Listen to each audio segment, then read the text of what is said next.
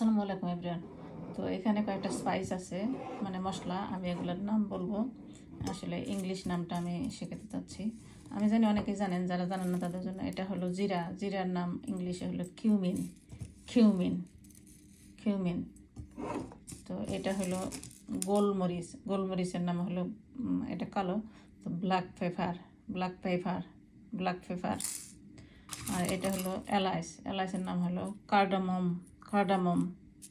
এটা তো সাদা বলি আমরা, কিন্তু এটা ইংলিশের নাম হলো গ্রিন কার্ডামম। আর এটা হলো কালো এলাচ, কালো এলাচের নাম হলো ব্ল্যাক কার্ডামম, ব্ল্যাক কার্ডামম। আর এটা হলো আপনার লবঙ্গ, লবঙ্গর ইংলিশ নেম হলো ক্লোভ, ক্লোভ। আর এটা হলো বেই লিফ, তেজপাতা, বেই লিফ, তেজপাতা। আর এটা হলো সিনামন।